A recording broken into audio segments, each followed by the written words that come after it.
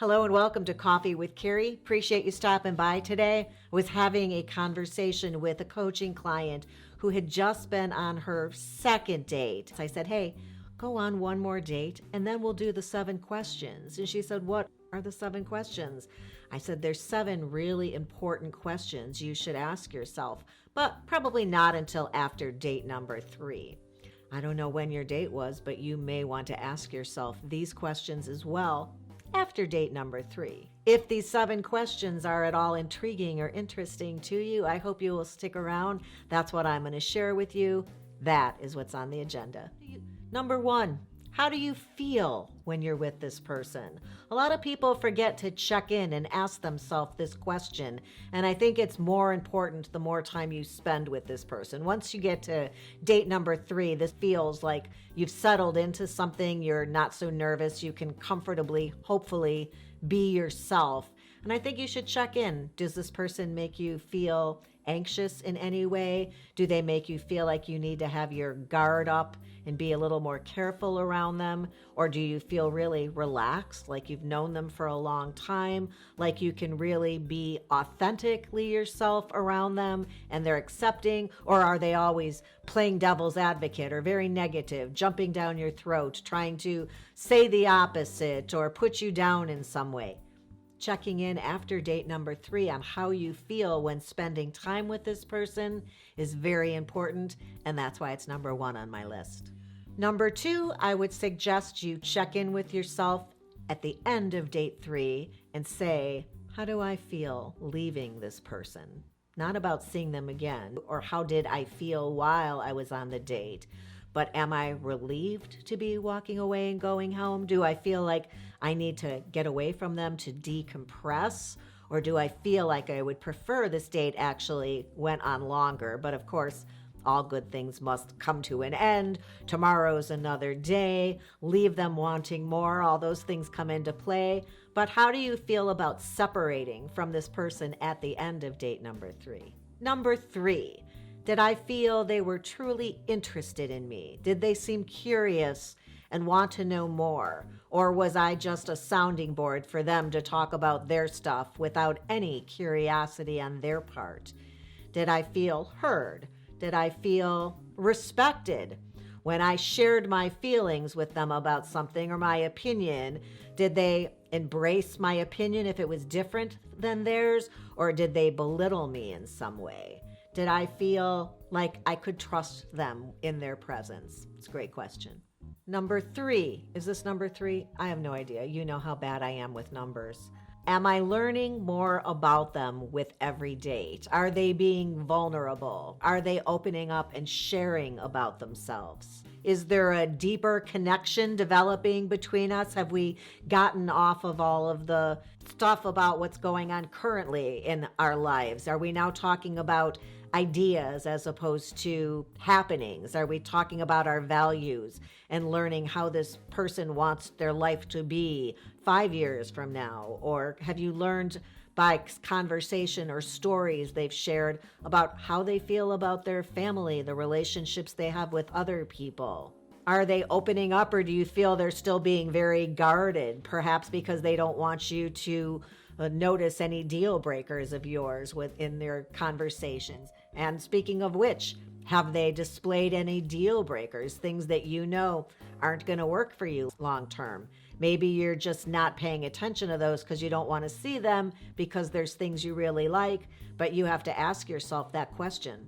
Are there any things I knew before I met them that I was not looking for in a partner, yet they have, or traits they exhibit? Because you can't fool yourself forever. If you're not compatible, you're not compatible. And if you didn't see that episode, make sure you click on it. I'll put it at the end of the episode too. Number 4 or so. How are the communication in between dates? Are you just dating casually and in between dates just checking in to make plans for the next one?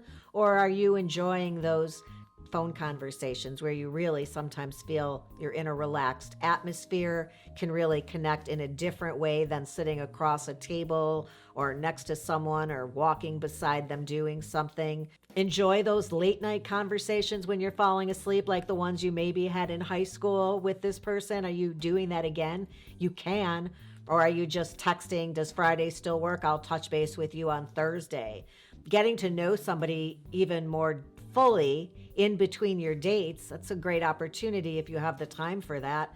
I had a friend who at 7 o'clock every night after work would get on a video call with this fella that she was seeing, and they would decompress after work together, either have a glass of wine together or sometimes a cup of coffee, but they would chit chat and talk about their day, and eventually that would move on to other conversations. And it really helped that relationship to grow much more quickly than if they had just started out seeing each other every Saturday night and then eventually every Thursday and Saturday night. They were able to really get to know each other on a much deeper level more quickly because that connection was really exciting to both of them. And next, I'm always pressing you to give somebody 3 or 4 dates before making that decision about chemistry or having a spark of some kind, an attraction. And now you should ask yourself after date 3, is this moving in the right direction? Am I starting to feel closer and find this person more attractive than I did when I first met them? Do I feel that chemistry is growing, or is it dissipating? That would be a bad thing to find out, that you're less attracted to them now than you were when you first met them. Maybe you were really attracted to them before you knew them, but now that you know them better, you find yourself not feeling that they're quite as attractive as you had thought initially. That's not a great sign, but it's great to know. And you're not going to know unless you ask yourself that question. So check in on that one after date number 3. Are you holding hands when you see each other after date number 3? Did you? Have you kissed at the end of the date? Do you think that they wanted to kiss you and you were just not recognizing that? Or did you want to and not get the vibe from the other person that they were into it, so you didn't make that move? Maybe just kind of touch base with yourself about whether things on the physical level are also advancing at the same pace or rate as the emotional or intellectual conversation that's growing between you. Number 6, I think, perhaps maybe, is, do you think you can guess, or have you discussed, their love language yet? I think it's important to know, if you're going to be a couple with somebody, what their love language is. You're probably familiar with love languages. It was a book, but it's a theory. We've discussed it in a couple episodes here. If someone knows their love language, they can share with you what types of things make them feel most loved, like someone really and truly cares for them. And if you know what that is, and it's different than your own, how great to know that you may have to do some things differently. You would not do unto others as you would have them do unto you. You would do unto others what makes them feel fantastic about themselves and know that you really care. So have you gleaned some insight based on how things they do for you? Because sometimes we give people what we want to get. So let's say my love language is gifts, and it isn't. But if it were, and I showed up at the date and I always offered him a little something that made me think about him, a little something I picked up during the week, he might think that my love language was gifts. That would be a clue as to my love language. Now, in real life, my love language is words of affirmation and touch. So perhaps if I was on a date and I cared about him, I'd be wanting to hold his hand or put my hand over him because physical contact is important to me. So someone gives you clues, but there's no reason by date number 3, it can't come up in a conversation. It's something interesting to see if somebody knows that about themselves.